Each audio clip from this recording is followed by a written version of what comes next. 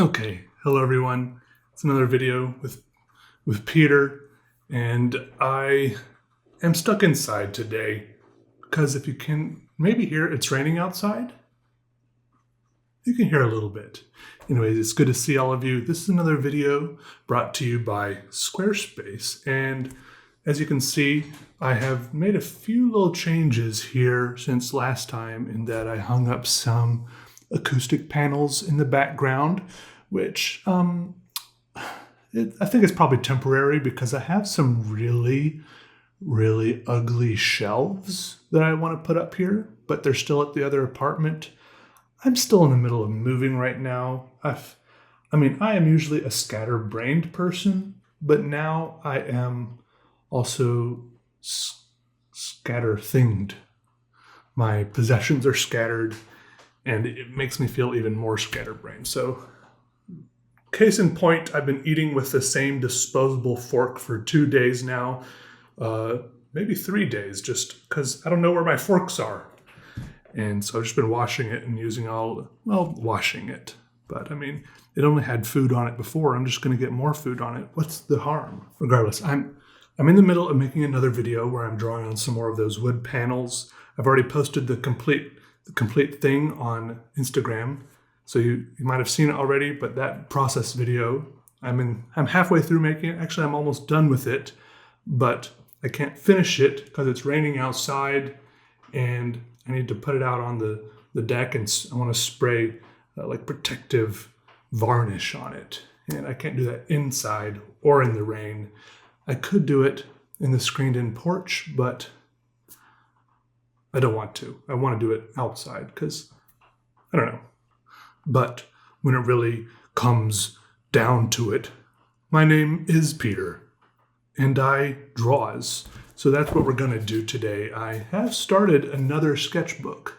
So that's what we're going to draw in. I would tell you what I'm going to draw, but I don't know what I'm going to draw, so I won't try to perform any feats of prophecy. I will give you a little tour here of what I've got in Sketchbook so far. I did just get back from vacation, which had me a little bit more scatterbrained, even because I was packing, because I had stuff in multiple places, my house, my apartment, and then I was packing from 2 places and then bringing it back to the other place, and I can't remember which I brought from where. I moved so much, some of you may have realized, but you think I'd be good at by now. I feel like I'm just getting worse. Anyways, I went on vacation. I'll tell you more about it, but I did some drawings. Let's look at what we've got so far in this sketchbook. Some of these I have made videos of, and some of these I haven't. You can see I haven't drawn on the first 2 pages here because they're stuck together, as I keep mentioning, just because that's just the binding style. So it starts here. Can you guys see this all right? This is the first one I drew on vacation. It mentions Kill Devil Hills, which is the place I went. And then this is the second one I drew on vacation. Just like a little mechanical thing. And then this guy was slightly influenced by a type of airplane I saw where it looked kind of like a kit airplane. It reminded, I think it was like the dune buggy version of an airplane. Like the pilot was way out in front. Almost the very most forward thing in the whole airplane were the guy's feet. And he just had like a few bars going around him. And the gas tank was just like this plastic bucket mounted behind his head. And then he would just fly. And then I wrote, I need to stop for gas soon because someone I was with almost ran out of gas. So I am vaguely, influenced by things that happened to me in my life. And then here's a third thing I drew on vacation. These are all about 1 day, 1 or 2 days each. All right, so today we're going to draw right here on this page, which seems like a really nice page for drawing. And we're going to use this pen, the Rotring Isograph. I don't know what the 2000 means. It's not really a Rotring 2000 Isograph. Someone asked me about that recently. I just took this body off of another pen I had lying around and popped it on there because the previous pen body I had was like dry rotting and cracking. So I just knew it would fit. I popped it on there. It would be cool somehow to get like a more, like some sort of replacement, like a, you know how I'm into well, I'm kind of into titanium pens right now, but like some sort of titanium replacement that fits on here. That's pretty much the same thing as this. It's just smooth, unmarked, perfect titanium. Then I would feel like my Rotring really could last forever, you know? Anyways, we should draw. But first, let me mention to you something about Squarespace. Now, I'm not really sure how things used to be in days of yore, but I feel like a lot more of the emphasis was on you handing your resume or CV to a future employer. But now there's something called Googling people. You can, however, take an active role in this by making your own website, which is, for example, something I've done. If you Google Peter Draws or my real name, Peter Deligdish, my website, which I made with Squarespace, is, I think, the first thing that pops up, which is very useful because you can use that to curate your presence on the internet. Don't have your Facebook profile be the first thing that pops up, okay? So take a little bit more control of your online presence. Go to squarespace.com to start your free trial now, and when you're ready to launch, go to squarespace.com/PeterDraws for 10% off your first website or domain. Wait, I have this app that can change the color of these two little lamps behind me, but they're not very bright. Wait, can you guys see them changing colors? Yeah, but I don't know, should it be like, I'm thinking warm colors since it's like a rainy day outside. I think I should maybe get brighter lights though, so it's like reflecting off the side of my face or something. I have no idea what I'm doing if you can't tell. It's a perfect rainy day for drawing. Let's see what lines are in this pen today. All right, so yeah, like I mentioned, I went on vacation recently. I just got back. To be honest, I would not have chosen to go on vacation just now.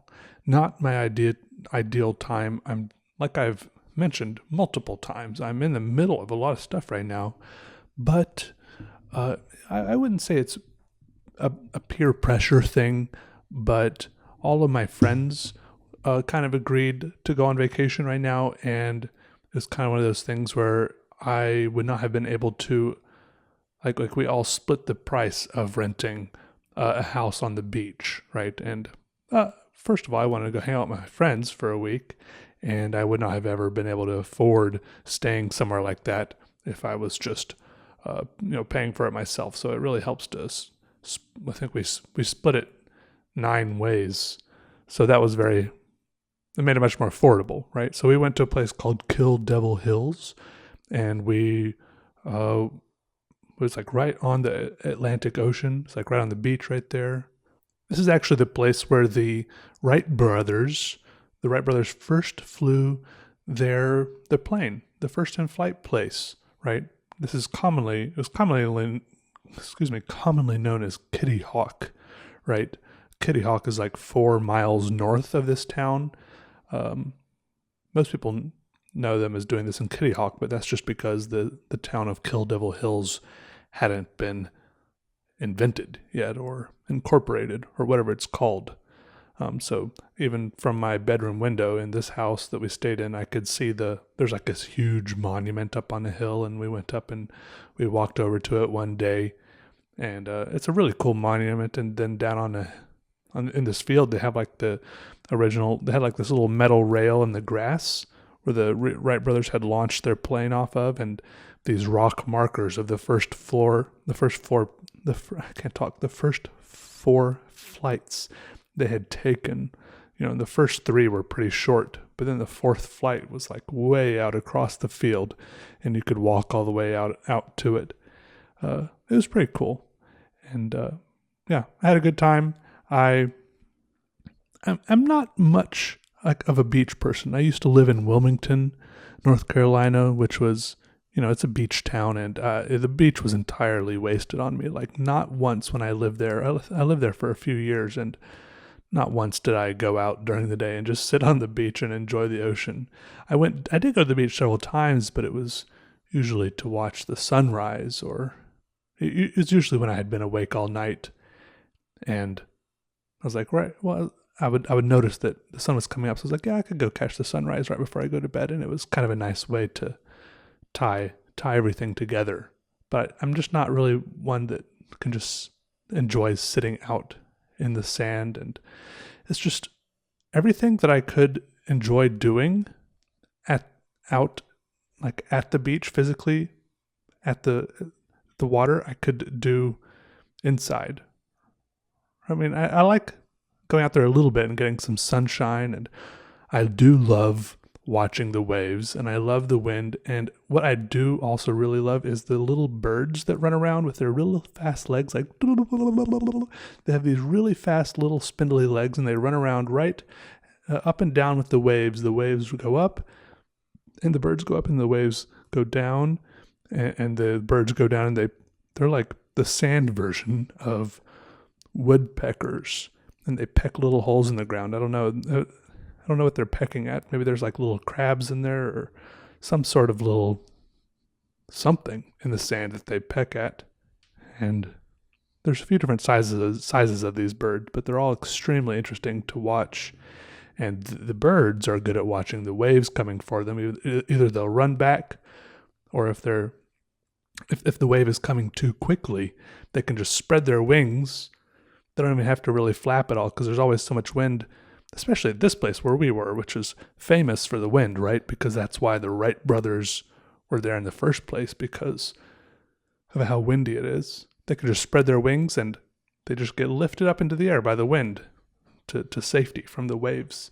The whole time I was there, one day I just stood there for like an hour watching these birds, and there were a lot of very close calls, but not once did any of those birds like even get touched by water, even though they're very close to it the whole time. They're just very good at it.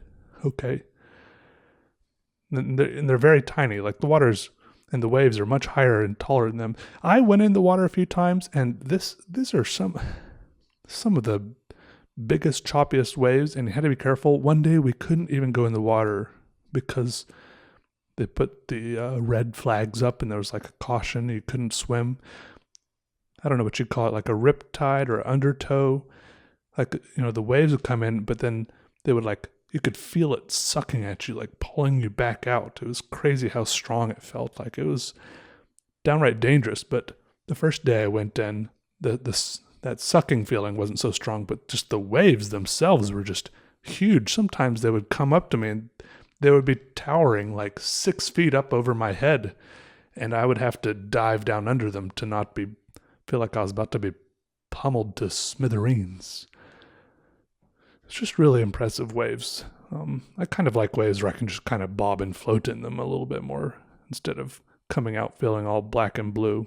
But anyways, so on several occasions, after I'd gotten my fill of, sitting out in a chair on the beach for hours and hours, because first of all, like, I'm pretty just like pale and flabby, and I just don't, I just have to like slather all this sunscreen lotion all over myself, and then I still get sunburnt, and then if I have to put on my sunglasses, and then I'm sitting there, I was reading a book on my Kindle.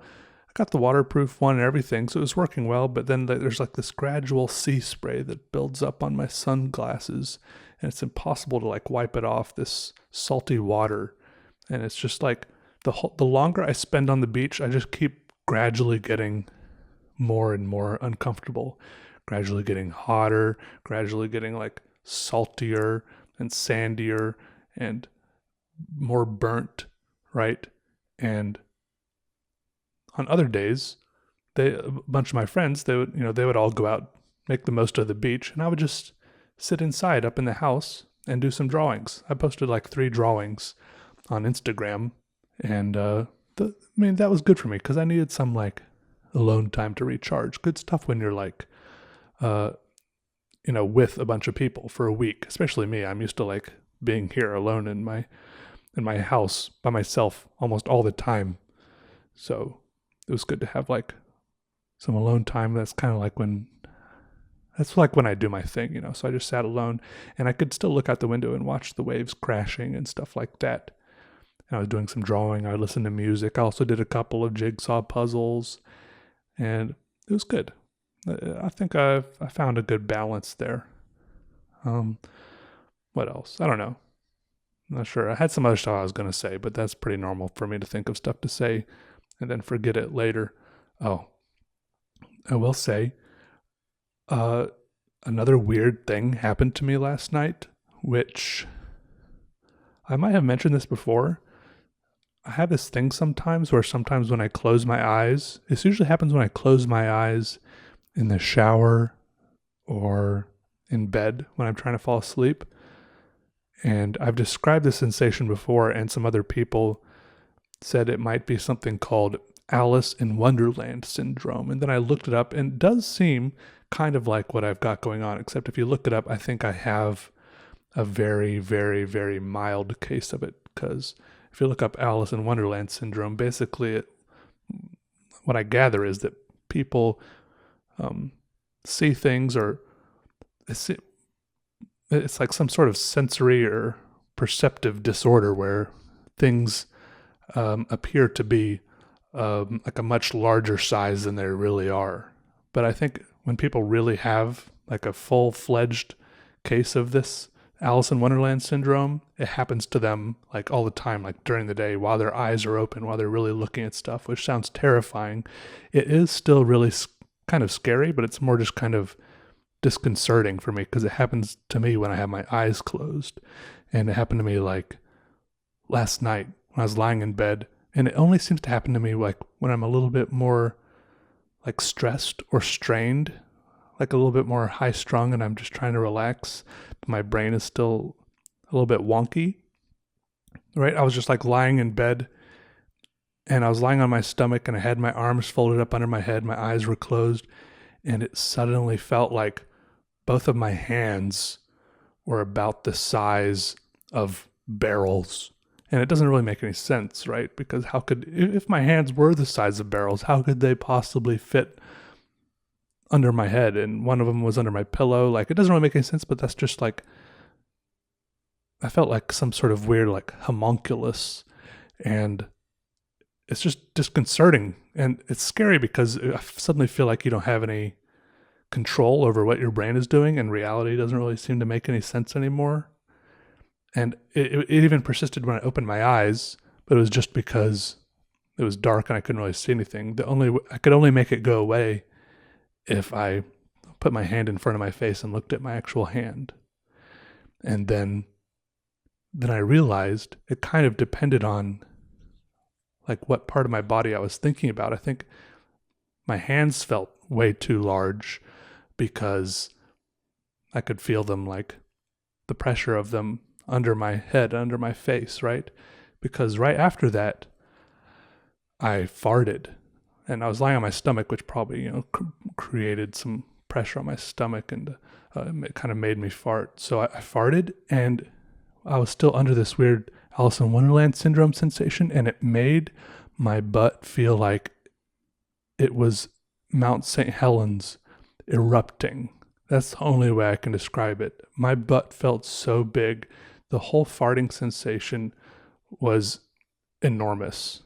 And then suddenly I was aware of my legs, which felt like huge sequoia tree trunks laid out behind me on the bed, maybe stretching out for miles behind me on the bed, just endlessly stretched out behind me. They didn't even feel like part of my body almost anymore. Like I couldn't even conceive that I could move them if I had wanted to. It's just weird sensations.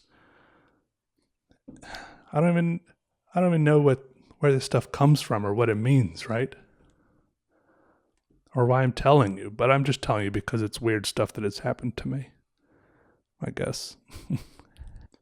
Anyways, back to the art. I could go on and on about my art. I mean, I'm just another guy who likes to draw another artist, and I think it's pretty normal for artists to have a lot of self-doubt, to overthink their art and what it all means and what they should be doing, and I could go on and on about that, but I'm sure you guys don't all want to hear all of that, because I don't know, it gets kind of weird and negative. I just don't know if it's good to dwell on it. Sometimes I think it's good to just kind of keep on creating.